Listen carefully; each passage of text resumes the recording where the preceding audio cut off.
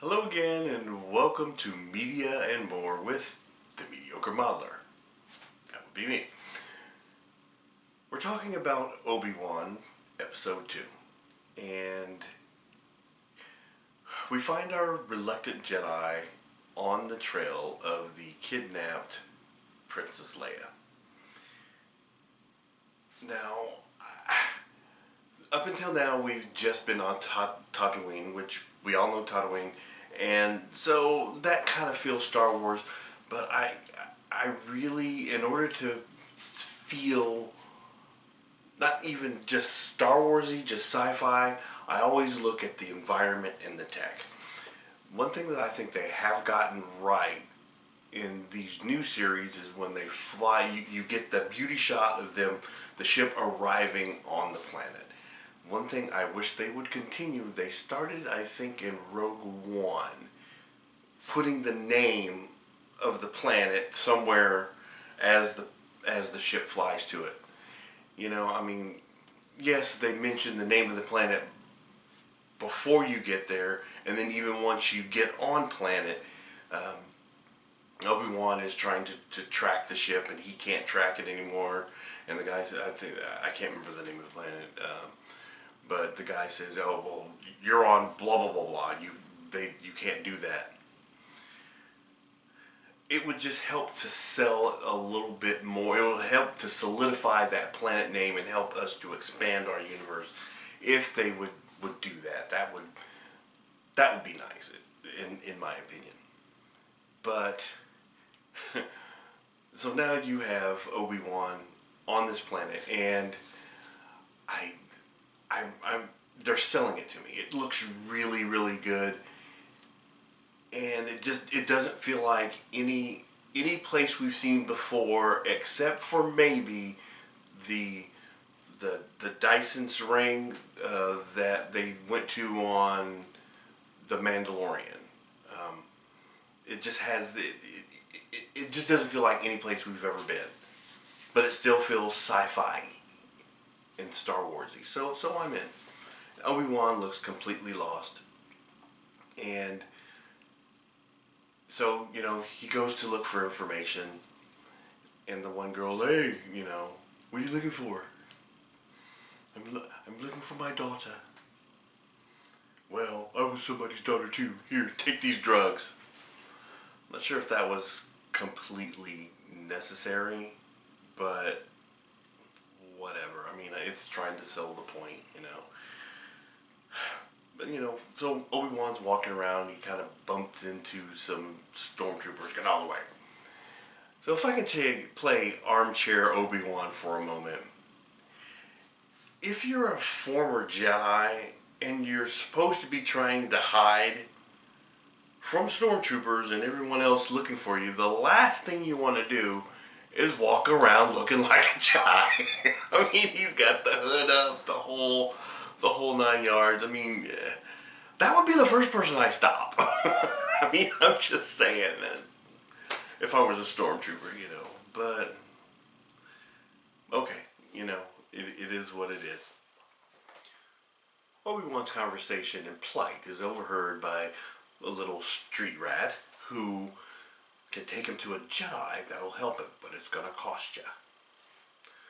You can see Obi-Wan's peaked there, like, "Jedi? There's another Jedi? Oh, okay. Alright, take me to him." And we get introduced to Haja Estri, Jedi. And I know he's going for, Jedi, it's spoken in hushed tones, and it's we're in the shadows. But it just reminds me of Brick from Malcolm in the Middle when he just like, "Haja Estri, Jedi, Jedi." But he's there obviously for comic relief. He's a comedian. And when I first saw him, I was actually a little bit put off because it reminded me of when Whoopi Goldberg shows up on Next Gen as Guinan. Now, if we're lucky, the character is going to develop into a very useful character like Guinan did. didn't necessarily have to be as powerful, but like I said, it did throw me off because I know he's a comedian, so he's obviously going to be there. I mean, and the acting is already over the top with the Jedi mind tricks and I'm in your mind. Like, okay, got it. So enter Obi-Wan. Obi-Wan witnesses the whole encounter between Haja and the mother and son. And he realizes that this guy's a con guy, but he's smart. He figures this guy's got to know the scuttlebutt on the underworld. So he plays along.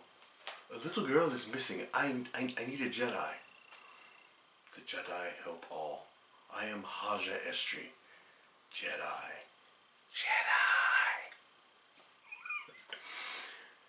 I only ask a few credits, and I wrote this down. The shadows are my realm, for the light is an unforgiving place for my kind. Oh, and you can just see the smarminess on Obi-Wan's face. It's like, oh, sure, well, how much is this going to cost? Well, 500 and 800, make it 1,000, I can show you some tricks. And his response is classic. Goodness, that light is unforgiving. That right there is why I like Obi-Wan. He's so snarky. And the thing about it is if you knew that he was being sarcastic, you would know you're getting ready to get just sideswiped. Because what happens? He pulls the gun and it's like, okay, you took those people money, but you're going to help me. And at this point, I'm going to be honest. I was like, I want Obi-Wan to be Obi-Wan. I want him to use the Force and do his Jedi stuff, but he's still unsure. And I'm going to put this all on me. This is what I want, but this is not what is good for the story. All right? So he gets the information. Well, he's like, you're going to help me. And Haja immediately was like, oh, yeah, sure, I'll help you. He goes, I can trust you? Oh, absolutely. You just took the people's money. I'm like, you're going, oh, Obi-Wan. But the next thing he gives him the information. This is where you need to go. This, go look here. This is what it is. Go find the girl. You should be able to find the girl there. And so it's rundown district, and Obi-Wan. Another Obi-Wanism that I just really, really enjoy. He shows up in the area trying to figure out where he needs to go. Hood's up. He's contemplating. Oh, okay. No, I got it. Hold on. Really? You're shocked to have Jedi robes? Come on. I mean, anywho. So, Obi-Wan. What I love about Obi-Wan, he's in the zone. He's there. Got that.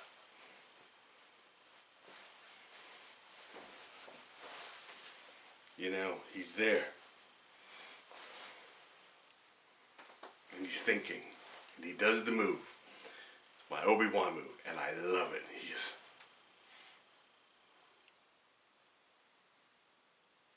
Yeah, that's it. Stroking the beard and then just raking the lip. Just whenever he does that, he's really contemplating. He's really thinking about whatever it is he's getting ready to do. So the opportunity arises. The guy comes out. He sneaks in. It's the drug manufacturing den. He gets into the back, and runs into a couple of the goons. What are you doing back here? You're not supposed to be back here. Well, again, another situation where I really want him to be more Jedi-like, more flowing. And he's getting better. You can see it's coming back. He's doing, hand-to-hand combat moves. Not well, not well, but it's all slowly but surely coming back. He defeats the two guys. Where's the girl? Goes in to find where Leia is. It's a dummy or whatever. It's not there. It's a trap. I know. Enter, the goons, and they're just like, oh, the Inquisitor had you figured out. I didn't know there. You can't risk everything for this little girl. Blah blah blah blah. You're bleeding on my floor. Well, the drug girl from earlier slipped him a freebie, and so he busts the freebie on the floor, and they go down, and he goes to find Leia. He actually finds her this time. Now, why he wasn't trying to reach out with the Force and find her the first time, I don't know. But he walks into the room, she whacks him with a chair. And here's where my next kind of frustration comes in. He's like, hey, he didn't have any problem catching her. And she goes to run by him, he just whoop, and picks her up and like, wait, I'm here to save you. Where's the army? And you want to go, oh, little girl. There's no army. But as important a figure as she is, you would think that they would have some kind of protocol. A keyword, a key phrase or something, so that if this ever happens to you, if someone says they're here to help, if they don't say, then they're not there to help you, or they're not trusted. That would have cut a lot of this distrust out. And that wasn't there. But, would you rather stay here? Okay, then let's go. So now they're sneaking out into the night to get away, as the Inquisitor is coming to the to pick up Obi-Wan. Now again, with the Inquisitor, she walks up to the door, and the bouncer's standing there. He just blocks her way, and she just takes her lightsaber off, like, move. Yes, you're supposed to be this all bad and mighty Inquisitor, and my problem with this is that, like, unlike the Stormtroopers, everyone knows what a Stormtrooper is. I'm sure they see him on the HoloNet. Everyone knows Stormtrooper comes through, let's go the other way. I'm sure there are a whole lot of Inquisitors, so her just walking up and saying move doesn't get it for me. And I think they could have sold it a little bit more if she had used a little bit of the Force and just was like moved him out of the way with the Force, just unclipping her deal. I mean, any good bouncer is just like, yeah, okay, whatever. They're not selling the menace. That's my problem with just, sometimes you need a little bit more than just bad attitude. So, the third sister didn't have permission to kidnap the senator's daughter, and the Grand Inquisitor and his two minions are like, what are you doing? We've done worse. Well, you need to stand down. I will take Kenobi in, And I made this observation. I should have known that there was something up with her, because the Grand Inquisitor has bad, sharpened teeth. Then the fifth brother has, like, gray and craggly teeth. And the other Inquisitor that was over there, we didn't see her teeth. So, check the teeth. if your teeth aren't bad, you're not truly a Sith. So that's just my observation. But here we are, she gets pulled off the case and she's got to go one more step further, so she puts out the bounty on Obi-Wan. And so Obi-Wan and Leia are trying to work their way through the city. They get rid of their gowns from the drug house, and he tells her, we need to get out. We need to get to the other side of the city, to the spaceport, to get you out of here. And she, being the impetuous little scamp that she is, okay, let's go. And she runs into an alien that just freaks her out. Obi-Wan kind of snatches her up, and at this point, he kind of treats her like I think he would treat a Padawan. He's just like, from now on, you do as I say, don't do anything else, because that's his only exposure to a youngling. They're Padawans, they need to listen and do what he says, and normally they would. He's never dealt with anyone like Leia before. They have to change clothes after the alert goes out, and she's on a shopping spree, and he's like, here, put this on, and she's going to put on the gloves. You don't need those, and the gloves too. He's just trying to get out of there. What I failed to notice at the time was the poncho thing that she put on was forest green. And normally I kind of groan at some of the callbacks. For some reason now, that was like, oh, well that's reminiscent of her indoor garb. I thought that was kind of cool.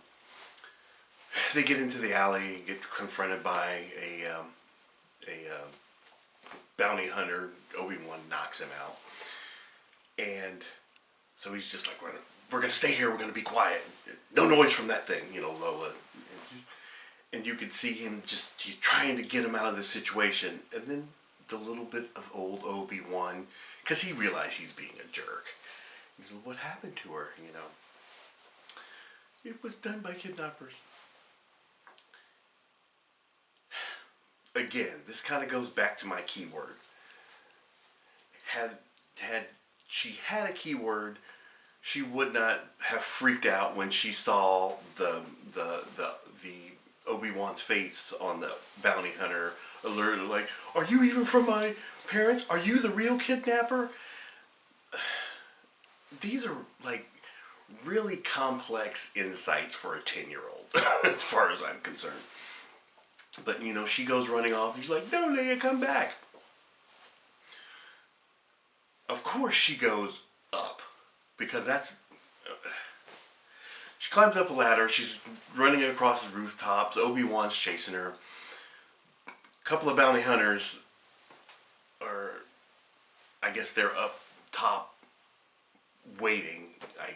How they would have thought to go up there. But, Reva, our third sister, she's perched on the rooftops waiting for stuff to happen anyway.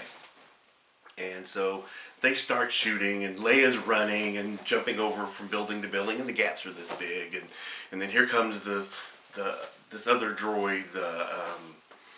So Obi-Wan's pinned down. You've got bad guy over here. Leia's behind him, and he's hiding behind the smallest vent on the roof. And quite frankly, Obi-Wan kind of shoots like a stormtrooper, because he can't hit anything. But, he's like, don't jump, Leia, don't jump, no! And, of course, she jumps. Now, a little bit earlier, when they were in the marketplace and just like, are you a real Jedi? I want to float. So we knew this was coming up. There was no hiding that. But, I will say, they did this really well. She's hanging there by one hand, and she loses her grip and she goes down, and just Obi-Wan's face just like, no, and he, just the strain on his face, he's just such a good actor. And you can see, he catches her within, a couple of inches or feet from the ground and sets her down. And then a couple seconds later, he's down on the ground around where she is. Well, okay. Well, he shot the lizard bad guy. He didn't take care of the droid bad guy. But at the same time, Reva, third sister, sees the firing. That's where they are. So she starts parkouring all the way over to where they are, where the shooting's going on.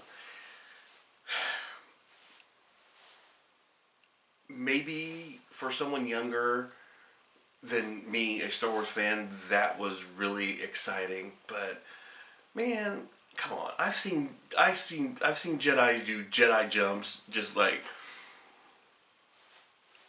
when Obi-Wan was that age, he could have made that in maybe 4 leaps.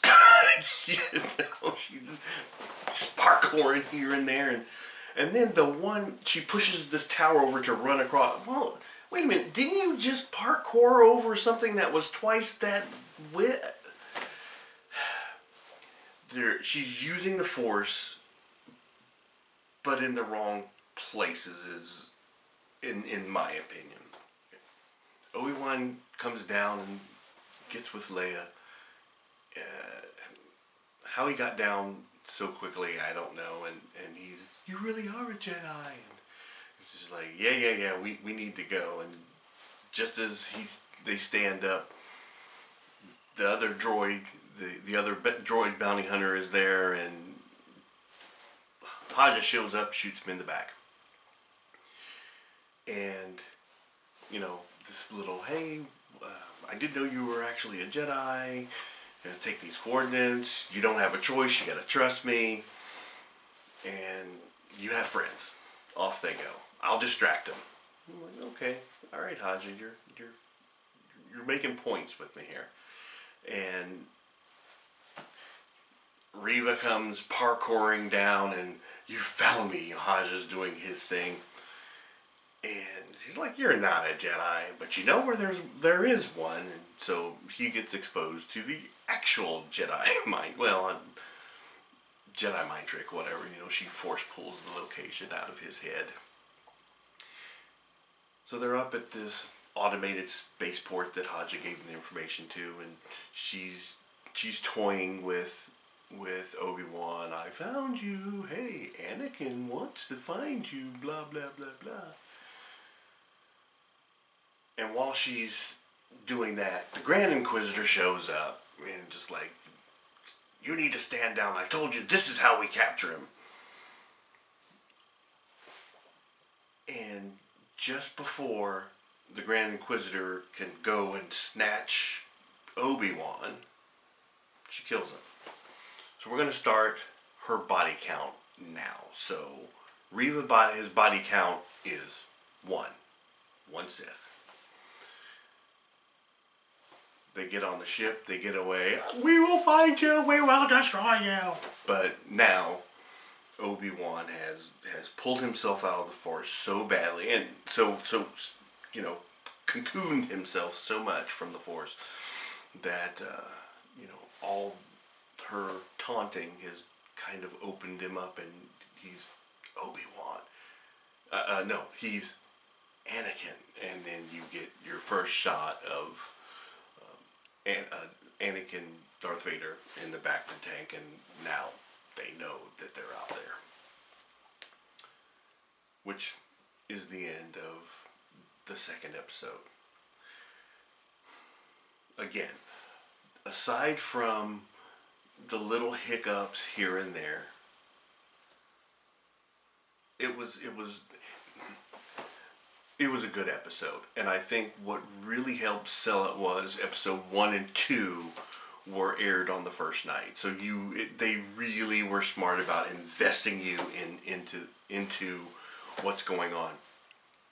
And anyone who's going to watch it afterwards, most people are going to binge it. So you'll probably get 2 or 3 episodes in before it gets late and you have to go to bed or whatever. Unless you binge the whole thing. But we're in 2 episodes. The story's progressing along pretty well. Alright, well, I'll see you again here soon for episode 3 on media, and more with the Mediocre Modeler.